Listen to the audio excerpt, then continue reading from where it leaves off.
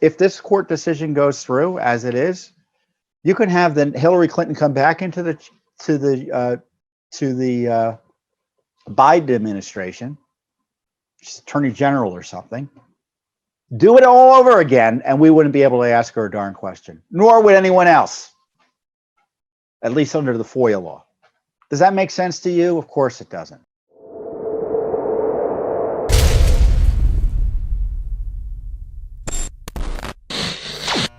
You may recall we asked for Hillary Clinton's deposition, and we received it from a lower court judge. Our request was granted on her emails and Benghazi attack records. She took the extraordinary step of seeking mandamus relief, which is an extraordinary type of relief, only really granted on an emergency basis to people.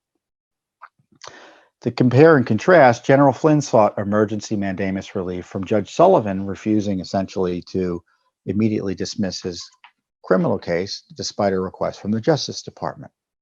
So it goes up to this appellate court, and the panel says that Hillary Clinton essentially gets a special dispensation from having to testify. They ignore court precedent. They say that FOIA, no one can ask any questions about FOIA except the person, you can only ask whether they searched where they were supposed to, and only the searchers you can ask. But we're not allowed to ask someone who walked off with 60,000 pages of records what they were doing. Obviously, that eviscerates FOIA. And typically, what Hillary Clinton was doing is that she had intervened, was given permissive intervention, it's called. So she was kind of like a party.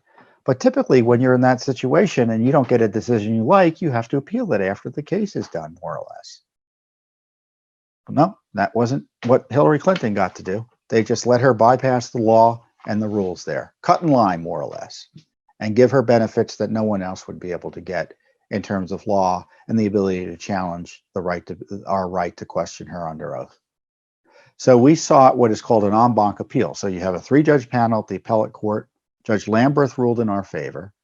Hillary Clinton moved to the appellate court for the mandamus, a 3-judge panel. And then there's an en banc panel of the full appellate court in the district that we're seeking review, in which we're seeking review or rehearing. So we'll see how that goes. I don't have a release officially yet on our filing, which was late yesterday. But you'll be able to see it online probably over the weekend or on Monday, certainly by Monday. But it is frustrating because General Flynn didn't get mandamus relief. And that's one of the things we want the court to clarify for the American public and frankly for us in terms of the law. Why is it that General Flynn is told he's got to wait to appeal an adverse ruling or something by Judge Sullivan before he gets any relief, but Hillary Clinton doesn't have to wait? Why did General Flynn get different treatment than Hillary Clinton? And of course, General Flynn did not win his mandamus relief. So that's the big question we have. And so we're not giving up on the Hillary Clinton issue. And what's exceedingly frustrating is that the court, the Justice Department and State Department rushed to the lower court to try to shut down all of our other discovery based on this pro-Hillary Clinton ruling.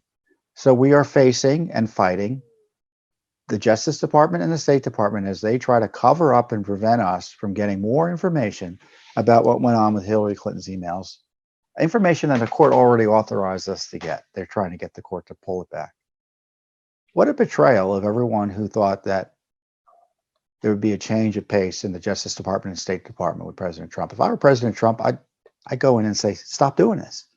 Why are you defending Hillary Clinton? Why are you defending her email misconduct? Why are you defending the Obama State Department and Justice Department cover-up of all this?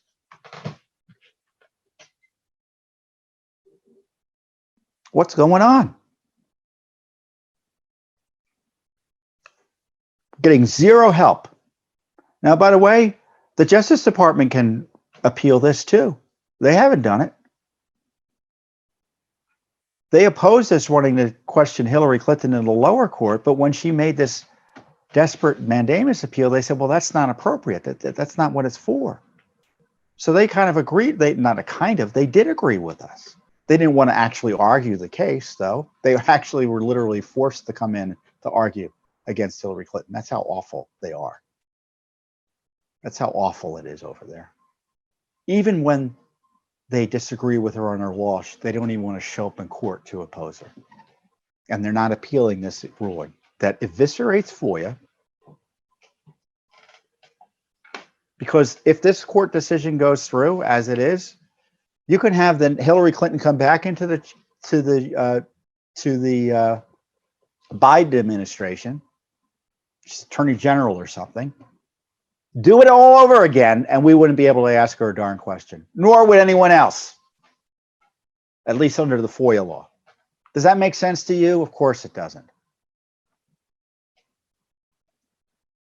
So we'll see how the court rules. I think we'll probably hear relatively quickly, probably in the next month or so. So we'll see.